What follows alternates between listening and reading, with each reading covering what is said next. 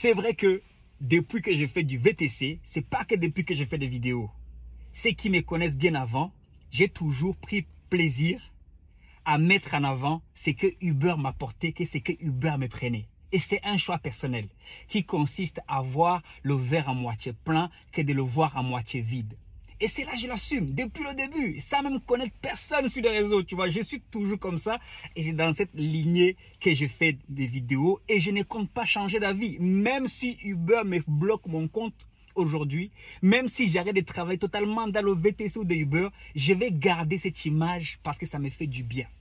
Mais maintenant, ce qui pointe du doigt en disant que ceux qui commentent en étant pour Uber, en voyant le côté positif de Uber,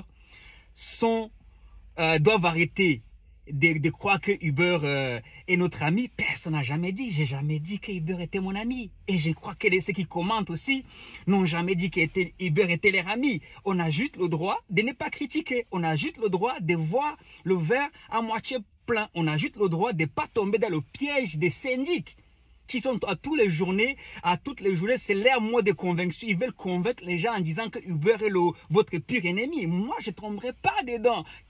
Un sage a d'ailleurs dit, Nelson Mandela a dit, vos ennemis ne sont pas nos ennemis, ne sont pas obligés d'être nos ennemis. Andersen te le dit, tes ennemis ne sont pas obligés d'être mes ennemis. Si Uber est ton ennemi, qu'Uber donne 100 000 euros au taxi, je n'ai rien à faire. Ils font ce qu'ils veulent. Je suis un pion. Et aussi, oui, si tu veux. Si tu veux, je suis un pion, comme dans tout, si je suis dans une société. Est-ce que j'ai besoin que la société, le patron de la société soit mon ami? Non, je n'ai pas besoin. Il prend sa part qui l'intéresse de ma vie, de mon temps. Moi aussi, je prends ma part qui m'intéresse de lui, de la valeur qu'il m'apporte, du service qu'il m'apporte. Et c'est pareil. Et moi aussi, j'ai une valeur que j'apporte à Uber. Je lui apporte la valeur et vice versa. Il n'y a pas d'histoire ami par ami. Les amis, il y a un peu d'intelligence au bout d'un moment, tu vois. C'est pour ça que j'ai du mal contre vous. Ce n'est pas personnel. C'est pas personnel parce qu'on voit trop de gens, tout ce qu'ils savent, c'est de faire des scandales, c'est de critiquer. Tout ce qu'ils savent, ils sont pas intelligents pour proposer des vraies solutions. Ils sont pas intelligents pour donner de vrais conseils qui marchent. Ils sont juste là pour montrer ce qui ne marche pas et on s'arrête là. Tout le monde sait. Si je me mets maintenant, tu as réussi à me mettre en colère vis-à-vis de Uber. Ça a changé quoi dans ma vie? Ça a augmenté combien d'argent sur mon compte? Maintenant, tu as réussi à me mettre en colère vis-à-vis des prix cassés de Uber, des mauvais prix, où j'ai fait un bénéfice de peut-être de 20 centimes par kilomètre. Mais après ça, si je ne les fais pas, les 20 centimes, tu m'as proposé quoi?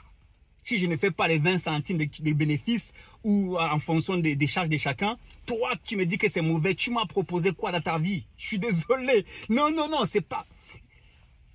Chacun essaie d'influencer sur les réseaux comme il peut. Moi, j'ai pas choisi la bonne part, c'est sûr. Parce que dans un monde de négativité, c'est sûr que mes vidéos auront 2 likes, 3 likes, 5 likes. Mais ça me va. Je reste juste aligné à mes convictions et à mes valeurs. C'est tout ce qui compte. Je ne suis pas là pour me faire des ennemis.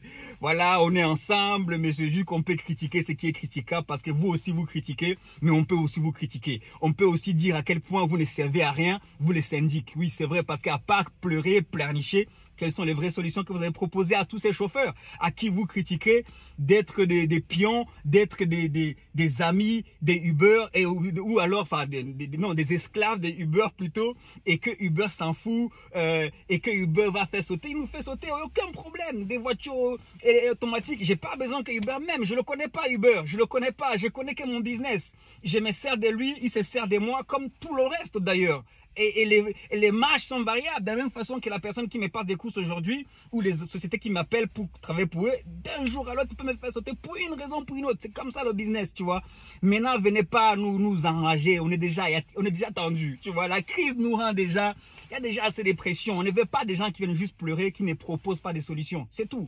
En tout cas, moi, moi, Andersen, avec ces, justement, dans les commentaires, qui sont très peu à être un peu d'accord avec moi, ça n'est fait grandir personne.